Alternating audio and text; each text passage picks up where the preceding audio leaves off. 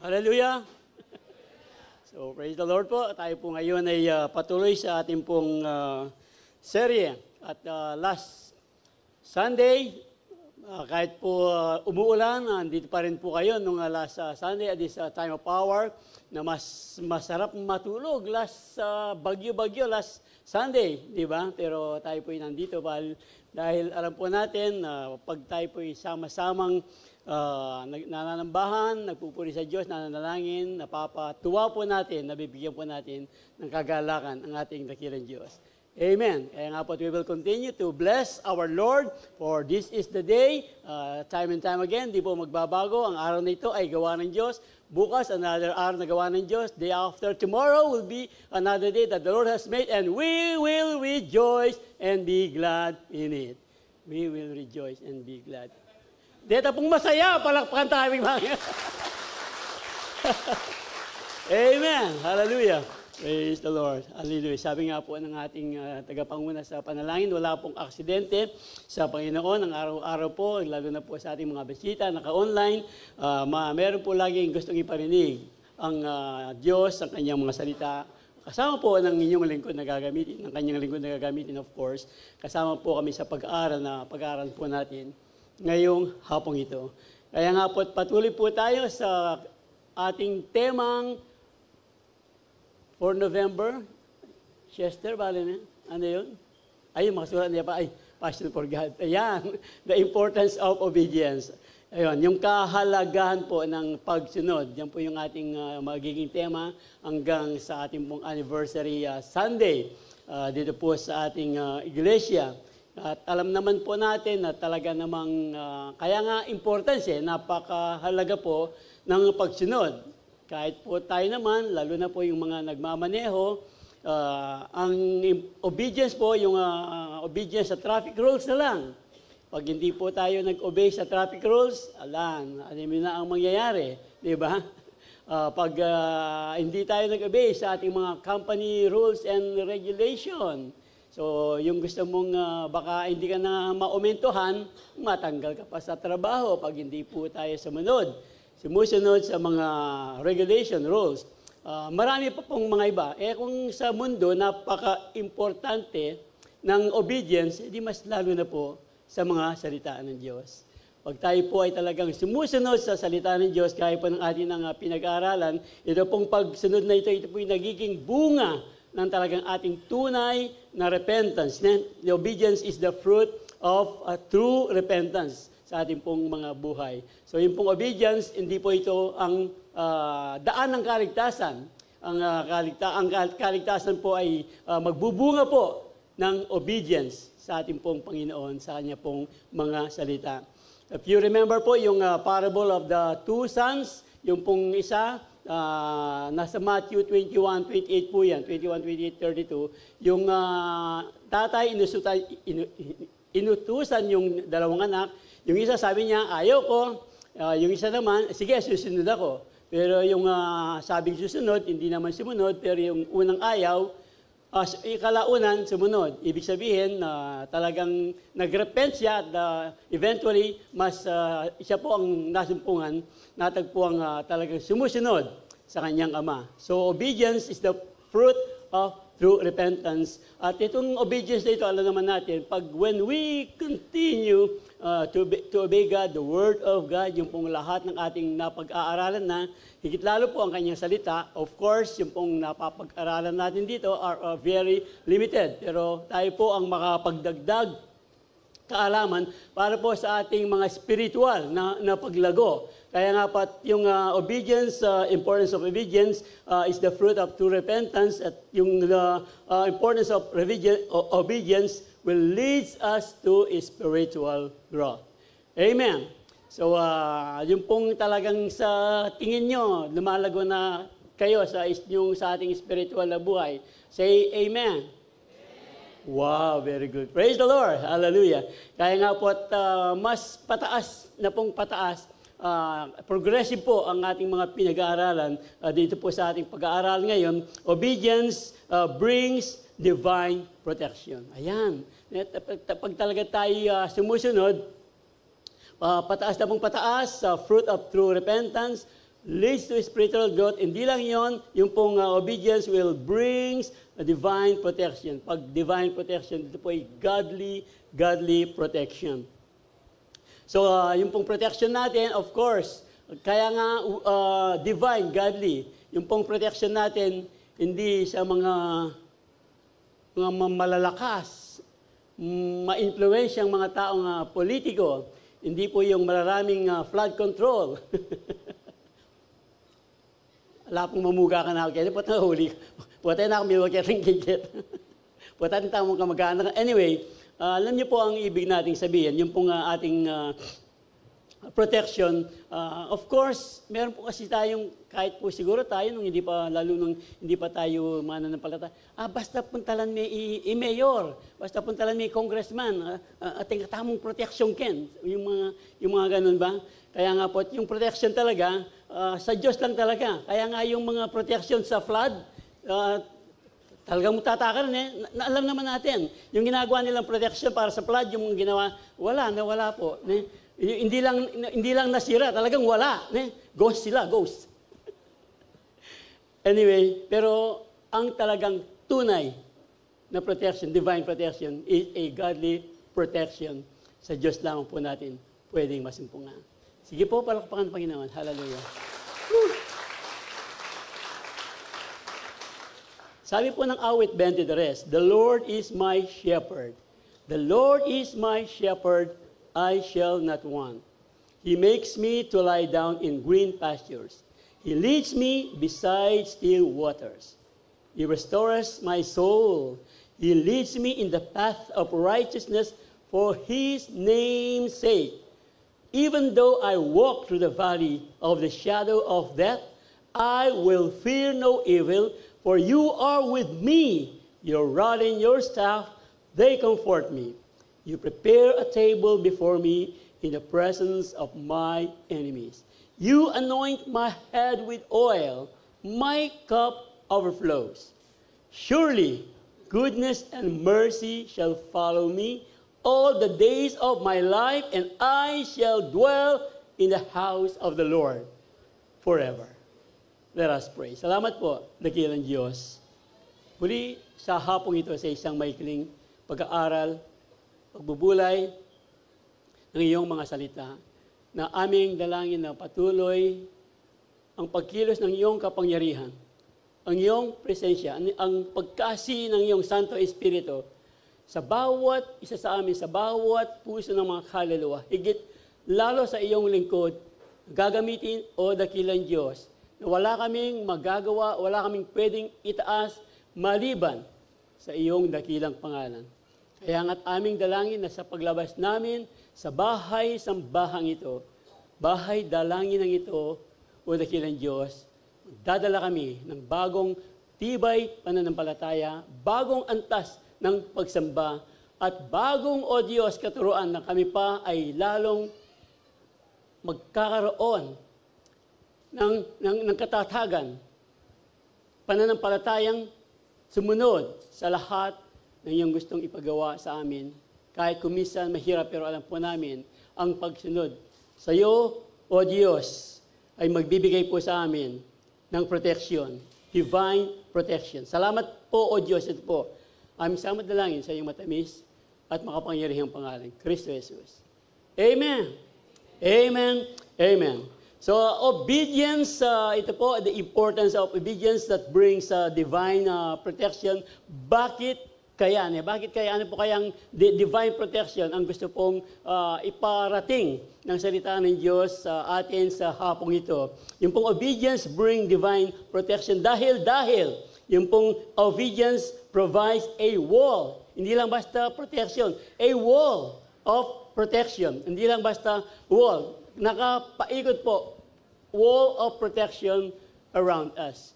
So pag tayo daw po ay patuloy na sumusunod sa Diyos, yung pong protection niya sa atin, sa ating pang-araw-araw na buhay, ay andyan po, nakapaikot po ang kanyang protection. Ano po yung mga nakapaikot na protection na yan? So, dibigyan po natin ng mga ilang pananalita, salita ng Diyos, yung pong mga protection na iyan. Meron pong isang tao na kilalang-kilala po natin, si Job po, si Job. na si Job po maging si Satan po, alam na alam ni Satan na si Job po ay being protected by wall of protection. Kaya nga po, minsan nila pong pag-uusap ng Diyos doon po sa Job 1:8-10, ganito po ang nakasulat. Sabi po ng Panginoon kay Job, "Then the Lord asked Satan, 'Have you noticed my servant Job?'"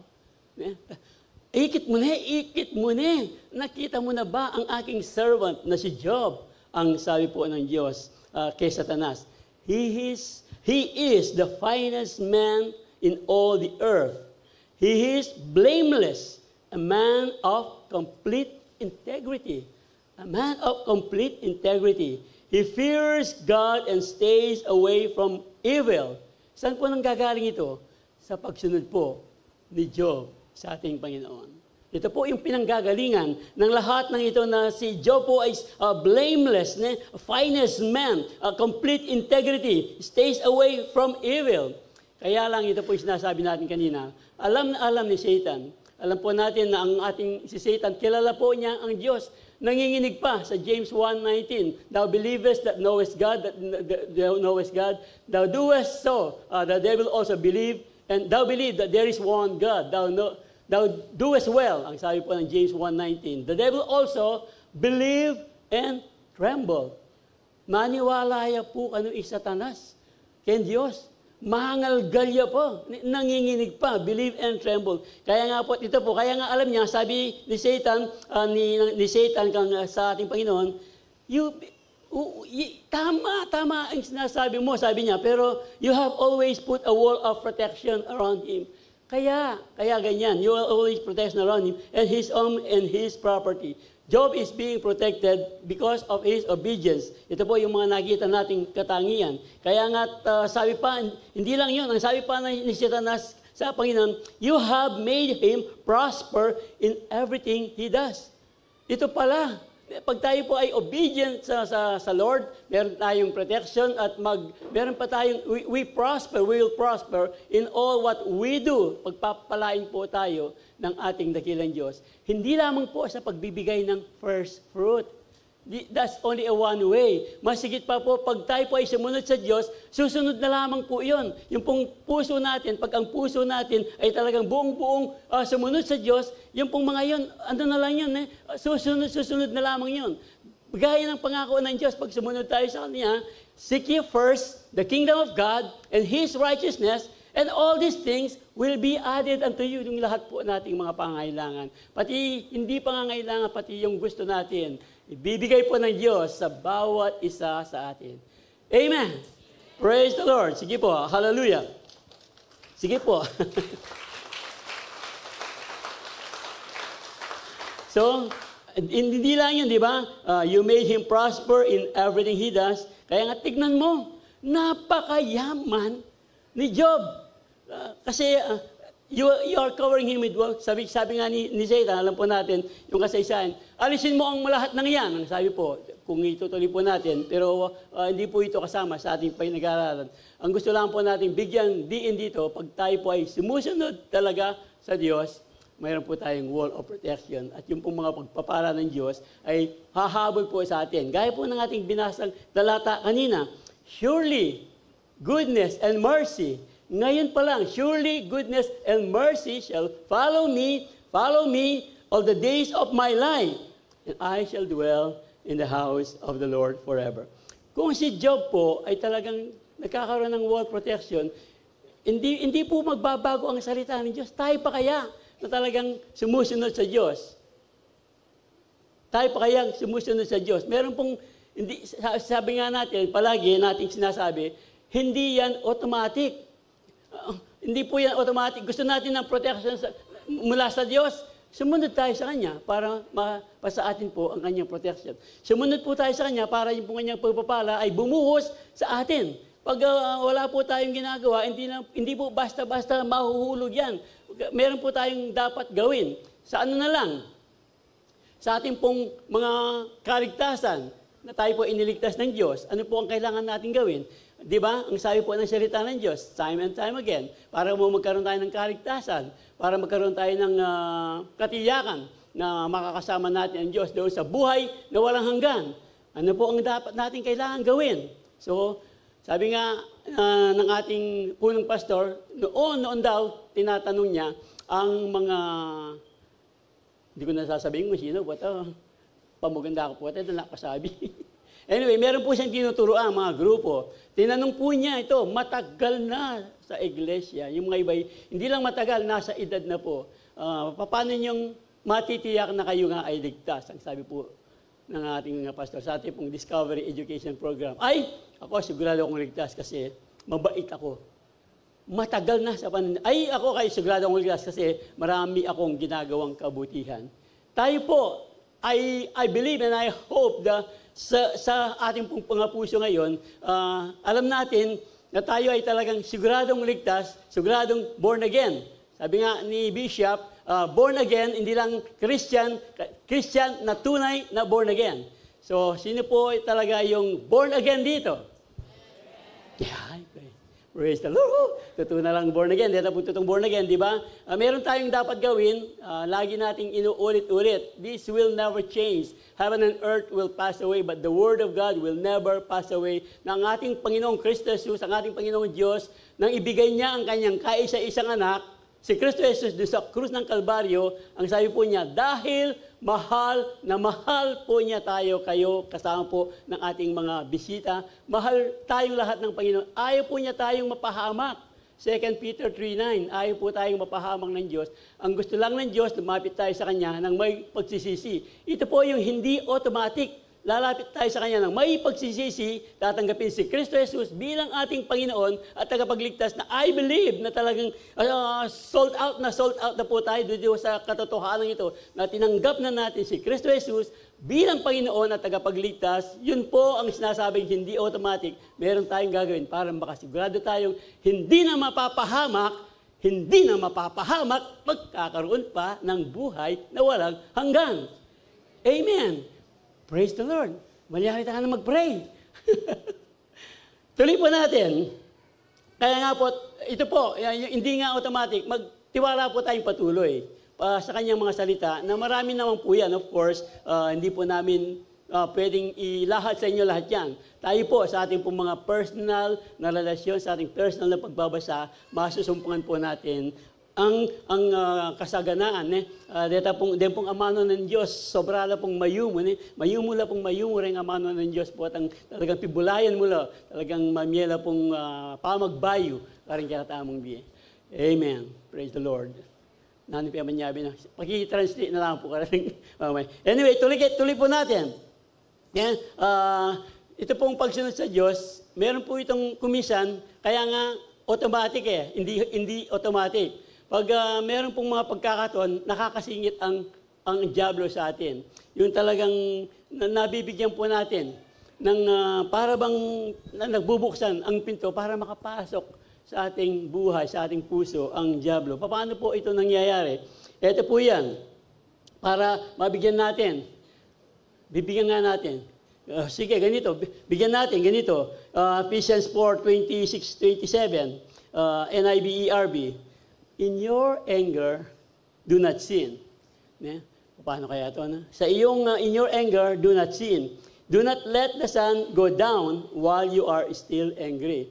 So, minsan, meron pong meron bang banal na galit? Pero dito po, kasi po, do not let the sun go down habang ikaw ay galit. So, bakit hindi ka natulog? Yung pong sabi ni Miss sa kanya, bakit hindi ka natulog? Galit pa rin ako sa iyo. Sige po, process niya mo next week. Kasi nga, ayaw niya lumubog yung araw. Nagalit siya, kaya lumubog ng araw, galit pa rin siya, hindi na siya natulog. Kaya nga, huwag kang matutulog hanggang galit ka. Pero, ang punto po nito, huwag nating patatagalin yung galit. Kasi nga, pag pinatagal mo yan, binibigyan mo raw ang diablo. You are giving the devil a way to defeat you. Doon po sa ERB, when you are angry, do not let that anger make you sin. Kasi po, pag inalagaan natin yung anger na yan, kumisan, hindi lang anger, kumisan, pinanggagalingan yan, tampo lang eh. Di ba? Mintala kayong Singapore, mintala kayong Hong Kong, minuli lo, andiyan candy mo, na ako dininon. Maliit na bagay, di ba? Nagpunta ng ibang bansa, o kaya galing ng abroad, kahit isang sabon, hindi ako binigyan. Nagtampo na. Hindi nagtampo. Tapos, nadagdagan yung tampo kasi sabon lang, nagtampo na. Yung galing ng abroad, nagpiknik. Nagpunta ng Sambales. Hindi siya sinama. Talaga. Di ba? Mga simpleng mga bagay. Nadadagdagan. Kaya nga, pero kung sinuko mo kagad sa Diyos yun, yung isang sabon, mamamatay ka ba kung wala kang isang sabon? Di ba? Yung mga maliliit na bagay, pero yung pong mga maliliit na bagay, iyan po minsan ang ginagamit ng kaaway para po siya makapasok sa pintuan ng ating mga puso. Tampo, galit, nagiging puot, tapos nagiging murder na over time. James 1:14, nakasulat po yan. Amen. So, isang isang simpleng halimbawa. So, of course, pag malalaki, alam naman natin kagad pag malalaki, di ba? Pero sa mga simple, doon po tayo tinutokso, nakakapasok ang ating kaaway sa ating mga pintuan. Ito pong context kasi ito, the devil can harm us truly kung talagang if we harbor. Kung hindi po natin, ang pinakadulo lang nito, forgiveness eh. Kahit sabihin na natin medyo malaki-laki na yung nagawa, pag walang forgiveness, ayan, nakakapasok ang diablo sa atin. If we harbor sin in our hearts, gaya po ng unforgiveness, cherishing sin yan, in our hearts, that will give the devil a legal right to work against us that will create an open door.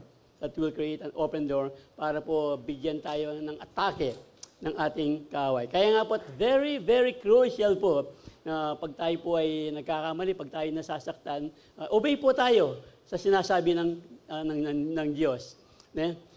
Hindi nga forgiveness, ang sabi po ng salita ng Diyos. Ano ba yung sinasabi ng salita ng Diyos? Matthew 5:44. Hindi po, lagi po ito sinasabi. Matthew 5:44, love your enemies. Enemies pa, yung kapatid mo pa, yung kapatid mo pa sa pananampalataya, kung maliliit na bagay lang, love your enemies. Sabi mo sa katabi mo, I love you. Pero hindi kita kaaway, ha?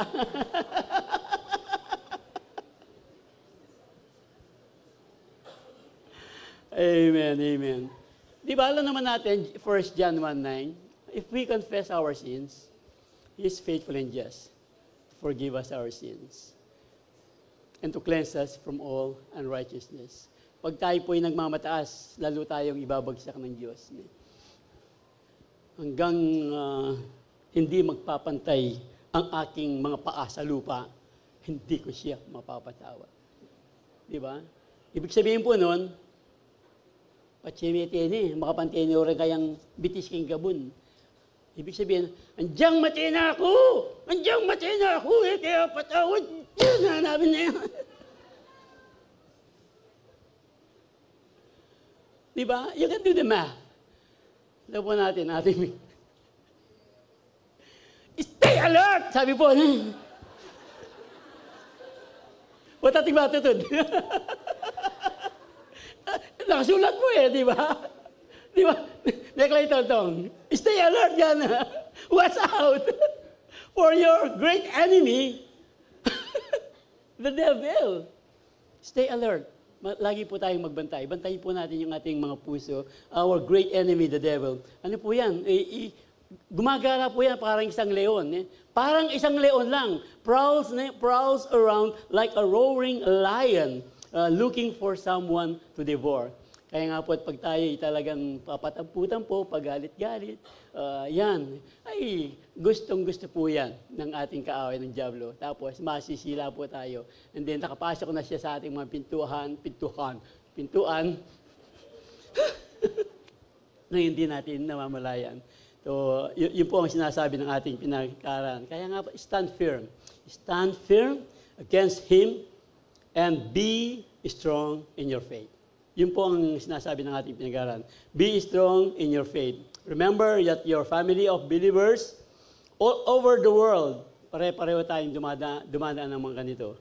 Kaya nga po, hindi lang stand firm, ibig po sabihin nito, mga palakasan tayo po sa bawat isa't isa. Kasama po yan ng ating ginagawang mga CEO. Amen. So yung pong ating mga CEO, of course, yung pong magpe-perform, hindi po ito pagalingan. Pero kasama na rin yun kasi meron premyo, di ba? Hindi mo nasasabihin, baka ma-excite sila. Anyway, ang purpose po talaga ng ating CEO ay para magpalakasan sa bawat isa't isa. Pag nakikita po natin, narinig natin kung paano kumikilos ang Diyos sa kanilang mga buhay, na lumalakas po tayo. Kaya lang po, gaya ng ating pinag-usapan kahapon, ating pong CEO Forerunner, sa ating pong mga CEO, ito po ay isang talagang rule. Pag meron kayong pinag-usapan, lalo na sensitive yung inyong usapan, sa inyo na lang. Huwag nyo nang, ay alam mo, sa CEO namin, pinag-usapan namin, si ganyan, ang ibig sabihin, nakapasok na si Satan sa ating mga puso. Alam po natin ang ating ibig sabihin. Tayo-tayo lang. Kaya nga tayo nagpapalakasan sa ating mga CEO. Kasi yung mga iba, pag nalalaman ganun, natatakot na silang pumunta ng CEO. Kala nila, i-chismis sila. Ipagkakalat yung kanilang buhay. Pero nagpapalakasan po tayo sa mga salita ng Diyos. Na Sir Philip, straight ang amalan ko. Ang Viole. May lang po natin makakonek. Kanya pong bisabihan tamo. Praise the Lord.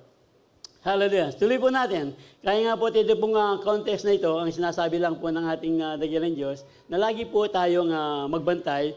Huwag na po natin hayaang makapasok ang diablo sa ating mga pintuan. Remember, time and time again, sabi nga, yung opportunity daw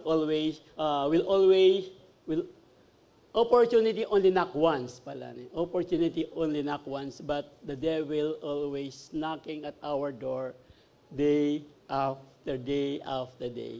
Hindi po niya tayo tatantanan. Hindi po niya tayo titigilan. Mike Enriquez.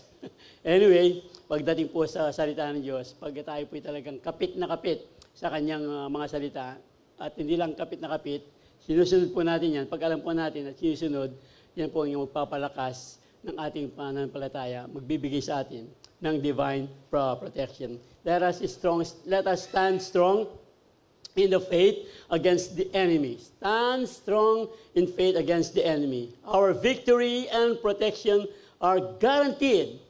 Garantisado po yan if we fight with faith. Lagi po nating tatandaan, kailangan po iyong pananampalataya.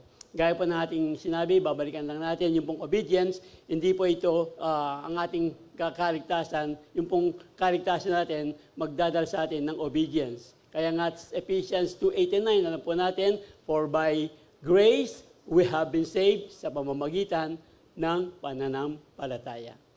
Amen. So, yung pong ating buhay dito, alam naman po natin, hindi niya, kagaya ng ating sinabi, pinag-aaralan, hindi tayo titigilan, hindi tayo tatantanan ng kaaway. Kaya nga po, lahat na put on all of God's armor so that you will be able to stand firm against the strategies of the devil. Kasi po, we are not fighting. We're not fighting against flesh and blood.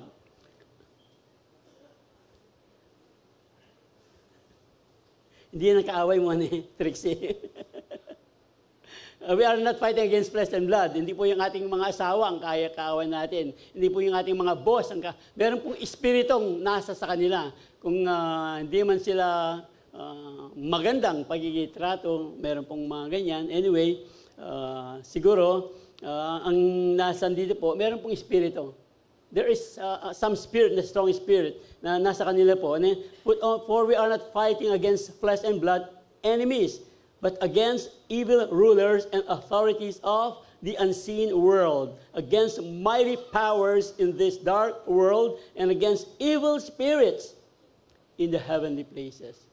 evil spirit. Ito po yung ating mga, kaya nga, let us wear the armor of God for our protection and victory daily. For our protection and victory daily. Pag suot-suot po natin yan, araw-araw, meron po tayong araw-araw na tagumpay laban sa ating mga kaaway. So mga alam po natin, lagi natin pinag-usapan, ano ba yun? Yung mga belt of truth, nasa Efeso 6:14-18 po yan. Belt of truth, ano po yung belt of truth? Ang salita po ng Diyos. Yan po yung ating panlaban pag ina-atake po tayo ng kaaway. Yung mga, kailan lang, sino pong nagkakwento? Maayos ang buhay sa Amerika, maganda ang kalagayan. Yung sa pong pastor po itong kinikwento, hindi lang sinabi ko ng church, nagpakamatay po.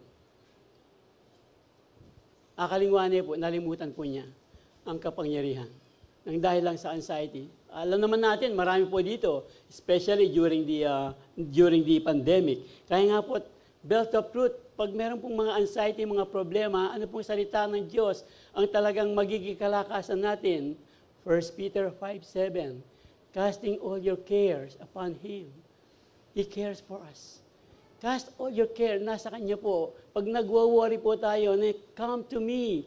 Matthew 11:28, come to me, all you who are weary and are heavy laden, and I will give you rest.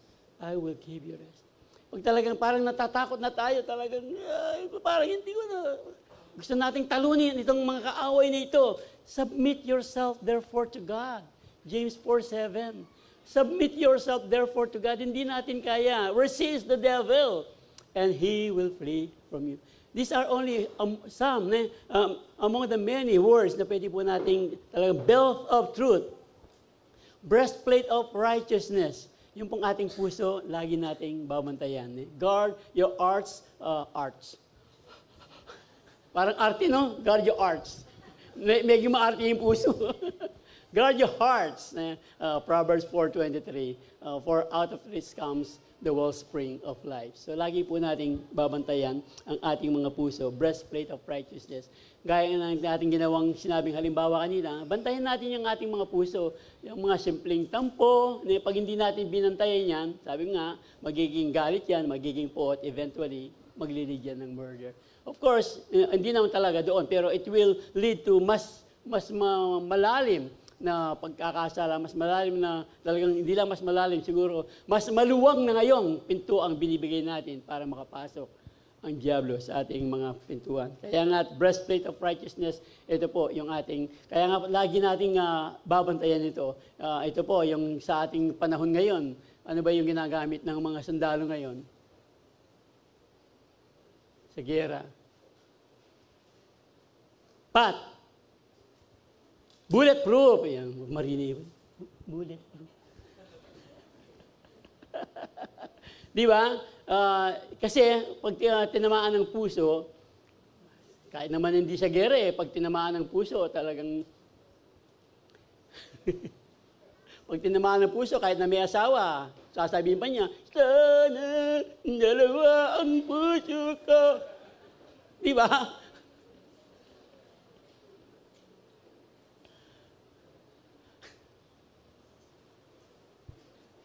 Yung pong fit natin, fitted with the readiness, yung pong fit na yan, talagang ready pag tayo day lumalakad, ready para po ibahagi ang salita ng Diyos. Yan po yung ating panlaban sa ating pong kaaway. Kaya nga, in addition to this, ano pa yan? Shield of faith. Meron pa yung, di ba, yung helmet of salvation. Helmet. Di ba? Nagmomotor para maano yung ulo pero yung helmet nakalagay sa siko. Kaya yung siko ang naligtas, yung ulo na bagok. Kasi siko naka-helmet. Sabi nga ni Pastor Manny, sabi niya dyan, merong hinuli dyan, sabi niya. Naka-helmet naman, bakit hinuli? Naka-helmet, naka-hinuli. Kasi walang motor. Asan yung motor mo, naka-helmet ka? Tara naman ako siguro. Sir Manny, impindam ko. Anyway, Yung helmet of salvation, alam naman natin yan. Kaya nga, be ye transformed by the renewing of your mind. Ang sabi po ng Romans 12:2, do not conform any longer to the pattern of this world. Yung pong ating isip na minsan marumi, isip na talagang laging nagagalit, isip na talagang hindi maganda. Ito. Meron naman siyang bagong, dagol-dagol na pa naman yung TV, nakalati na yung bali. Yung mga simpleng bagay na po. Ito, len me. Ano yung kaporma lang yung pera bulso? Mga simpleng bagay po, babantayin din natin yung pong helmet of salvation. Of course, ito mga defense, pero wag po nating kalilimutan yung shield of faith natin. Ano po yung shield of faith? Sword of the Spirit. Ano yung sword of the Spirit? Once again, mga salita po ng Diyos. Sword of the Spirit. Pag tayo po ay talagang nanghihina ng ganyan, sabi ng Hebrews 13:5 and 6, I will never leave thee, nor forsake thee. Yun na lang ginawit natin. You are my shield, my portion. Istiyak, Clayton. My deliverer, my shelter, strong tower, my very present help in times of need. Mag-conclude tayo. Praise the Lord. With this in mind po, wag po nating kalilimutan. Of course, laging kasama, pray in the Spirit on all occasions. Pray in the Spirit on all occasions with all kinds of prayer and request. With this in mind, lagi po tayo maging alert. Always keep on praying for all the Lord's people. As we wear the full armor of God, wag na wag po nating kalilimutan to pray continually para po ma-secure yung ating protection and victory. Kaya nga po, even in our salvation, kahit po sa ating mga kaligtasan, totoo po yan. Hindi po natin, we can never lose our salvation. Hindi po automatic again. We can never lose our salvation. Hindi pwedeng ligtas na tayo, mananatili tayong ligtas. Mananatili po tayong ligtas if we will continue to obey our God sa Kanya po mga tinuturo sa atin. Kasi po, pag nahiwalay tayo muli, hindi po naaalis ang salvation. Tayo po ang umaalis sa salvation. Nasusundan po yung ating pinag-aaralan. Kaya nga, pag ganito po, we will always continue sa protection po ng ating Panginoon. Yung ating Panginoong Diyos, Panginoong Jesus, pag pinag-usapan po yung obedience, siya na po ang isang halimbawa, pinakamalaking halimbawa, na he learned obedience. Even though Jesus was God's Son, he learned obedience from the things he suffered. In this way, God qualified him as perfect high priest, and he became the source of eternal salvation. He became the source of eternal salvation for all those who obey him. Sa lahat po na tayo sumunod sa Kanya, kaya nga sinasabi natin, naniwala tayo sa pagliligtas na ginawa ng ating Panginoon dun sa krus ng Kalbaryo. Kung naniniwala tayo, we will obey kung ano po ang Kanyang panawagan. Yung pong panawagan ng Kanyang kaligtasan ay yung paglapit sa Kanya, pagsisisi ng ating mga kasalanan, para po yung katugunan ng Kanyang kaganapan ng Kanyang pagliligtas, pagmamahal, ay mapasa atin po. Walang iba kung hindi ang buhay na walang hanggan. Amen. Amen. Masaya kayo po. Sige po, masaya ka pala, Panginoon.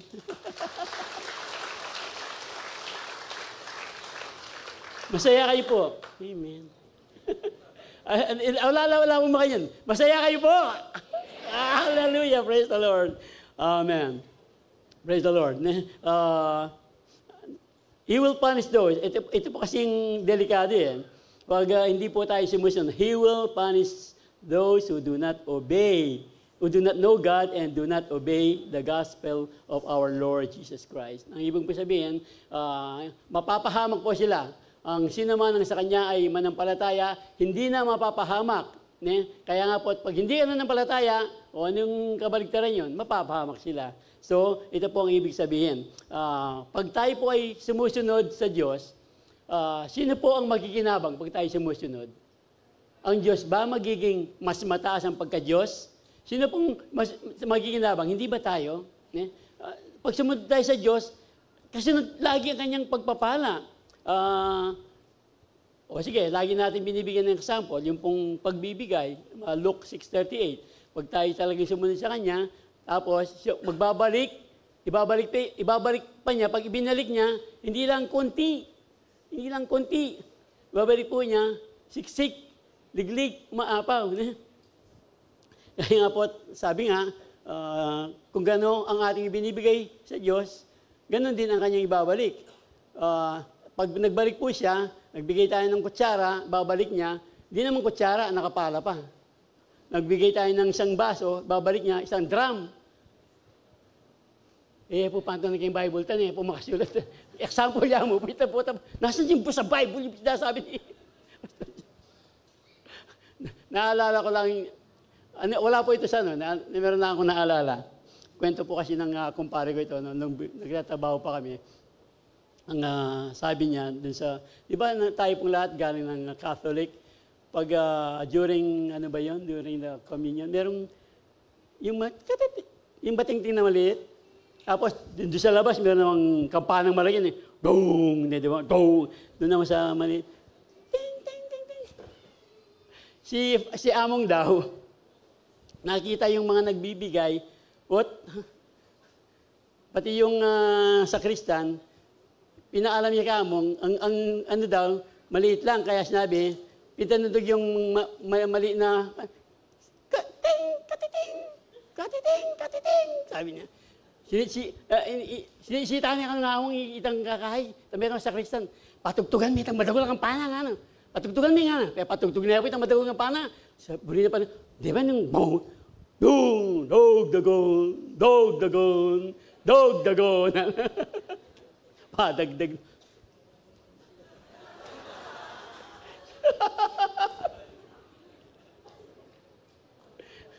Corny, Pastor Jack, ano pa man niya biyan? Kaya nga sabi ko, wala po sa naisip ko lang, dito sa ating pagbibigay, ang puntos lang po natin dito, na pag tayo po ay nagbibigay, hindi po palakihan ng pagbibigay, palakihan po ng puso sa pagbibigay. Susunod na lang po yan. Hindi na po yan magiging mahirap. Amen. Tuloy po natin. Sabi ko nga, sino po ang magkikinabang? Ang mga anak ng Diyos. Sino po ang mga argabyado pag hindi tayo sumunod? Di yung tao rin ang argabyado. Kasi pag sumunod tayo, hindi naman madagdagan ang pagka-Diyos ng Diyos. Pag hindi tayo sumunod, hindi naman mababawasan ang kanyang pagka-Diyos, nasa atin pa rin po. Kaya, lagi po yung obedience po para sa atin po yan. Para sa ating kaligtasan, para sa ating paglago, para sa ating protection, ang paglago ng ating mga pananampalataya. Iyan po ang ating Diyos na talagang hindi magbabago. Kaya nga po yung obedience is a way to live under God's protection. Pag tayo po ay talagang sumusunod sa Diyos, lagi po tayong nasa Kanyang protection. At ito pong obedience na ito brings divine protection dahil yung pong obedience grants us with wisdom to avoid danger. Ito mahalaga po ito. Pag tayo po ay talagang nag-obey sa Diyos sa Kanyang mga salita, bibigyan po niya tayo ng wisdom para po makaiwas ng mga panganib. Kahit kayo po siguro sa inyong mga CU, sa inyong mga sharing sa CU, siguro pag-uusapan nito, yung mga hindi pa yung mag-CU this coming week, kung ano ang ginawa ng Diyos, paano nyo naranasan ang protection ng Diyos sa inyong mga buhay sa pagsunod sa Kanya. So, siguro ngayon pa lang, ang dami yun ang iniisip, no? Ganito, nung ako sumunod sa Diyos, ganito. Binibigyan tayo ng wisdom para makaiwas sa anumang panganib. Kasi po, pag sinusunod talaga natin yung mga prinsipyo ng Diyos, yung pong wisdom na yan po, this wisdom will give us lead us to recognize para we will avoid situation na magpapahamak sa atin. So kayo po, merong mga pagkakataon sa ating mga buhay na parang meron kang gustong gawin, o meron kang gustong puntahan, pero merong binubulong ng Diyos sa iyo, wisdom. Huwag mong gagawin yan. Huwag kang basta-basta, bara-bara. Merong isang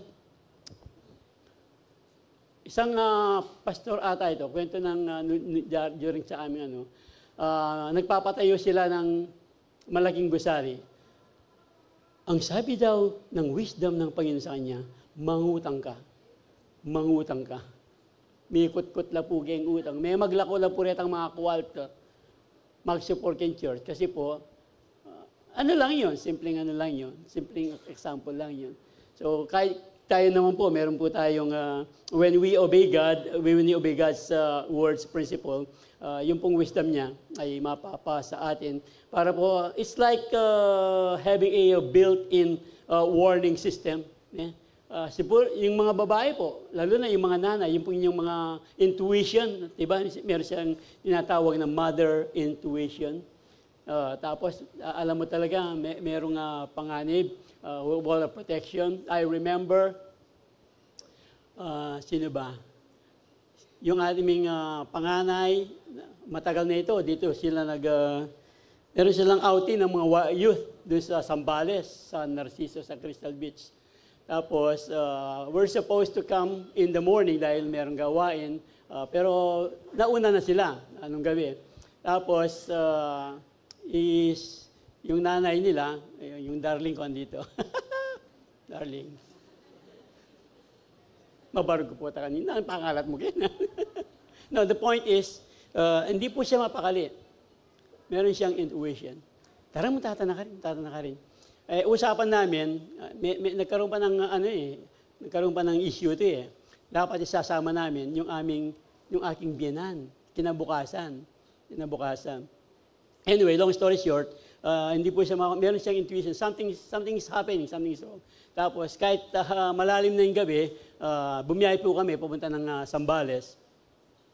Yung sakyap yung Cuba ko, yung Cuba. Sipin yung Cuba, may kamera sa Zambales. Anyway, napunta po kami doon, kaya pala, ditang nala pala may lumod. Yung kaba po niya, ditang nala pala may lumod. Tapos, of course, wala namang, ditang niya may lumod, you will adding insult to the injury pag ganun, di ba? So, yung wisdom doon, siyempre bibigyan mo ng comfort yung bata para po hindi na siya matakot. So, yun po hindi lang yun, of course, siya lang yun. Yung issue niya. Total, may tinaya po yung katuwahan ko. Wala na yun. Kabukasan na, balo na, may ako kami. Ay, paraming ko naging ipakasabihan. Anyway, ano lang po yun, mga minor lang. Intuition, kahit, siguro po, yung mga babae lang ba ang may intuition? Di ba pag tayo sumusunod sa salita ng Diyos, merong wisdom na bibigay sa atin, ang Diyos sa ating mga buhay. Amen. Clayton. Opo. Sige. Anyway, nakaranta mo, obedience grants us with wisdom to avoid danger. Tingnan mo, ano mangyayari? You can do the math.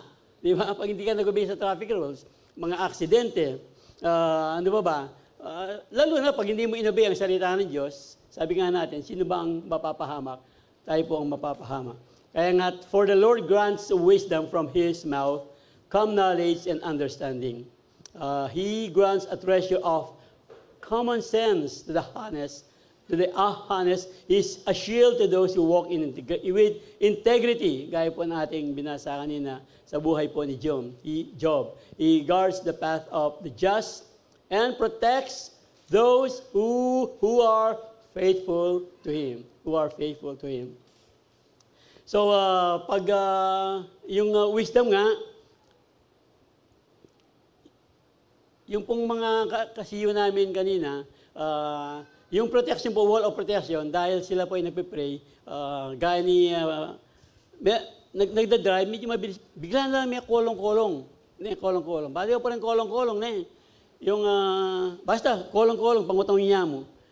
Bigla na lang, at yun niya kabud kayo harap na. Tapos, buti natabig yung protection po yun. Protection. Kayo na po makakapagsabi kung paano pong protection. ang binibigay ng Diyos pag tayo po ay talagang sumusunod sa Kanya. Ano ba bang protection? Siguro, ganito na lang. Di ba, pag merong umaaway sa atin, wisdom, ano pong protection natin? Pag merong galit sa atin, di ba, pag kahit sa mag-asawa lang, pag galit yung isa, sasalubungin mo ng galit, anong mangyayari? Di ba, lalong lalaki ang away sa mga magkakaibigan. Pag galit yung isa, galit din yung isa, kahit mga BFF, maghihiwalay. Di ba? Ano ba yung wisdom? Proverbs 15:1, alam ba natin? A soft answer turns away wrath. Pag sinagot mo lang ng maliwanay, o dirimla niya kabut buntok kasi hindi mo sinasalubong ng galit yung galit. So, parang simple, wisdom. So marami pa po. Pag in-apply natin yung wisdom, knowledge, ano ba yung difference between knowledge and wisdom? Yung pong knowledge, alam na natin.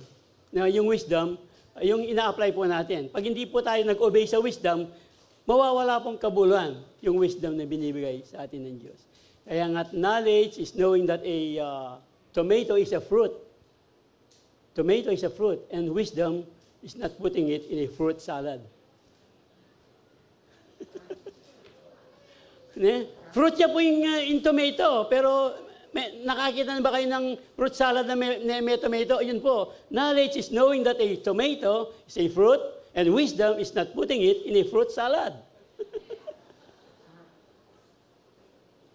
Now, the point is, yung knowledge, alam na natin ang salita ng Diyos, and wisdom, i-apply po natin yung wisdom by applying, obeying the Word of God sa ating mga buhay para po lalong lumago yung ating pananampalataya, para lalo pong magkaroon tayo ng divine protection galing sa ating dakilang Diyos. The fear of the Lord is the beginning of wisdom. Yun lang po. The fear of the Lord is the beginning of wisdom.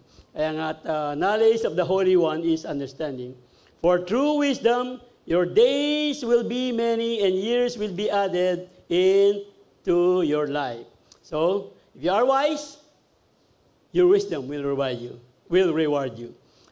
If you are a mocker, ayan, alam niyo na po ang mangyari.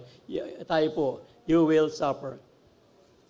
So po yung one of the important things po ng fear of the Lord, wala pong iba yung pagsunod lamang sa ating dakilang Diyos. Kaya nga, marami pa po, marami pang mga salita ng Diyos patungkol po sa wisdom. Siguro, bigyan pa natin ng mga ibang verses. Proverbs 2:12, wisdom will save you from evil one. Wisdom will save you from evil people, from those whose words are twisted. Di ba? Yung minsan gusto ka nilang awayan sa traffic lang. Talagang susubugin ang iyong pasensya sa traffic. Tapos yung wisdom, pag nakipag-away ka, nawala si wisdom. Pag yung wisdom, hindi ka magkipag-away. Yun yung protection. Kasi nga, pag pinatulan mo, di ba? Pag pinatulan mo, alam na natin ang mangyayari. Lalaki ang problema, lalaki ang gulo. Ang wisdom nga, i-apply natin yung salita ng Diyos. A soft answer turns away wrath, but grievous words, yung grievous word stirs up anger. Yung masasakit na pananalita, lalo pang pinapainit yung pag-uusap. Kaya my child, never forget the things I have taught you. Store my commands in your heart. Proverbs 3:1 and 2. So if you do this, you will live many years in your life. And your life will be satisfying. So alam naman natin, Psalm 91, read it back again. Psalm 91, 1-16, maganda po yan. With long life will I satisfy you and show you my salvation. Doon sa verse 16 na yun. He who dwells in the shelter of the Most High will rest in the shadow of the Almighty. Pag siya daw ang ating, he who dwells in the shadow of the Most High will rest in the shadow of the Almighty. Kalingon ko na itang tutuki. Blessed are those who find wisdom. Long life is in her, long life, right hand, left hand, and riches are, left hand are riches and honor. So, take my words to heart. Lagi po natin ilalagay sa puso. Follow my commands and you will live. Get wisdom, develop good judgment. Don't forget my words or turn away from them. Don't turn your back on wisdom, for she will protect you. Love her, and she will guard you. Getting wisdom, ito po yan, getting wisdom is the wisest thing you can do. Wisest thing we can do, getting wisdom. So, whatever else, ating ganyan, how to gain wisdom? How to gain wisdom? Always obey God's will. Yun lang po. Dapat nandiyan pa sinabi ni Bantay, rita ka na, o pikawa-kawa tayo. Pero of course, I believe, marami po naman tayong natutunan dito po sa ating pinag-aralan. How to gain wisdom? Hindi lang po, always obey God's word. To believe is to obey. 5 minutes na ako pala. At yung po yung third point. Sakay pa po, konti. Ditang mundita. Sige pa. Obedience gives us authority over the enemy. Yan. Obedience gives us authority over the enemy. Yung po sinabi natin kanina, when we submit ourselves to God, we will resist the devil. Tatakbo po siya. He will flee from you. If you are under God's authority, by surrendering your will and plans to Him, the enemy will be under your God-given authority. So, nasa atin na po, I have given you authority, sabi po ang salita ng Diyos, to trample on snakes and scorpion and to overcome all the power of the enemy. To trample the snakes. Yung trample, di ba? Sige nga, trample natin. Trample! Patay ka na, panalo na kami. Yes, yes, yes! Pag tinrample natin yung snake, wag sa buntot. Kailangan sa ulo kasi pag sa buntot, baka wala po sa pinag-aralan natin yun. Ano lang yun, naisip ko lang. Siyempre, pag yung ulo ng snake ang yung inapakan, yun dapat talaga ang apakan. Kasi pag yung buntot lang, gusto mo pong pumasok ang enemy sa iyo. So pag ulo na yung inapakan mo, wala na siya. Talagang dedo na siya. Okay, those who are obedient to God, talaga pong truly, meron po tayong intimate relationship. Yes. Okay, ano pa ba? Siguro, ano pa yung pwede na bigyan ng example. Dito po sa ating, yung pong kwento, remember po yung kwento ng Acts 19:11-16, nung si Paul, dahil sa pagsunod ni Paul, yung pong kaaway, talagang yung pong mga karamdaman ay lumalayas.